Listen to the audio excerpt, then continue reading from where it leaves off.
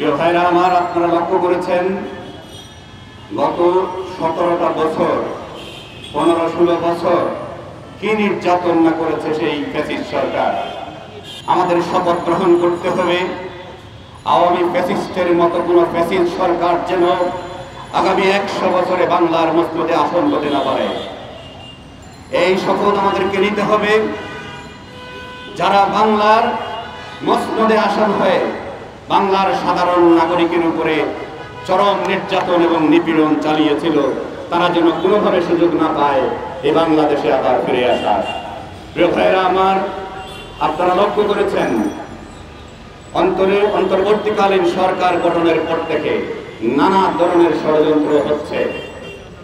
লক্ষ্য করে দেখেন, আমাদের গার্মেন্টস ফ্যাক্টরিতে যে ষড়যন্ত্র চালু করেছে তারা গার্মেন্টস লীগ হিসেবে, দেখবেন বিভিন্ন লীগ বিভিন্ন চেহারায় বিভিন্ন লেবাসে আবিষ্কার হচ্ছে।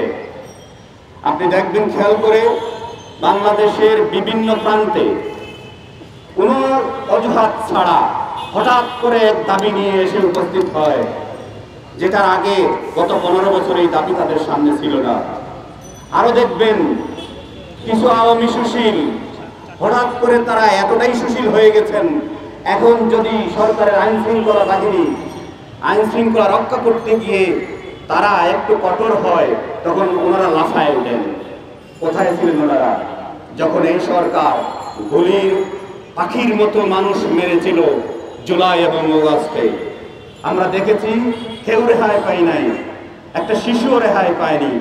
2000 প্রাণের বিনিময়ে হাজার হাজার আহত যোদ্ধার বিনিময়ে আমরা এই দ্বিতীয় স্বাধীনতা পেয়েছি। আমি অন্তর্বর্তীকালীন সরকারের কাছে জোর দাবি জানাতে চাই, একটা কথা মনে রাখতে হবে, যাদের রক্তের বিনিময়ে আপনি আসীন হয়েছেন, যতক্ষণ পর্যন্ত আপনি সুষ্ঠুভাবে কাজ করবেন আমরা আপনার সাথে আছি।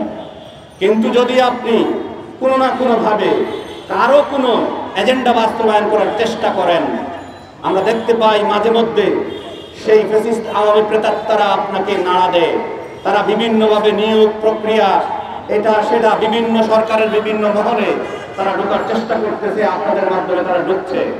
এটা কিন্তু সেই রক্তের সাথে বেইমানি, এটা আমাদের আহত ভাইদের পঙ্গুত্বের সাথে বেইমানি।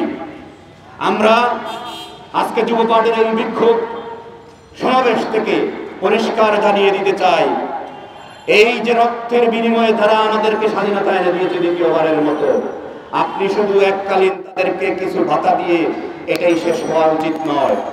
আপনি তাদেরকে স্থায়ী পুনর্বাসন, তাদের পরিবারকে স্থায়ী ভাতার আওতায় নিয়ে আসুন, যারা অলরেডি শহীদ হয়েছেন এবং যারা বন্ধুত্ব বরণ করেছেন তাদেরকে আজীবন, যতদিন তারা বেঁচে থাকবে ততদিন সকল প্রকার খরচ বহন করার ব্যবস্থা গ্রহণ করেন। কারণ তাদের রক্তের বিনিময়ে আজকে আমরা দাঁড়িয়ে কথা বলার সুযোগ পাচ্ছি, আপনি বাংলাদেশে বসে রাষ্ট্র চালানোর সুযোগ পাচ্ছেন। আগামী প্রজন্মকে দেশ গড়ার এমন এক বাংলাদেশের অঙ্গীকার আমরা করতে চাই আপনাদের সহযোগিতায়, যে বাংলাদেশ হবে সম্পূর্ণ বৈষম্য মুক্ত, যে বাংলাদেশ হবে সকল নাগরিকের সমান অধিকার যুক্ত, যে বাংলাদেশ হবে হিন্দু বৌদ্ধ খ্রিস্টান মুসলিম সবাই একসাথে সহানুভূতিশীল হয়ে চলাফেরা করবে। এই বাংলাদেশের স্বপ্ন আমরা চাই, এই বাংলাদেশের স্বপ্ন আমরা দেখি।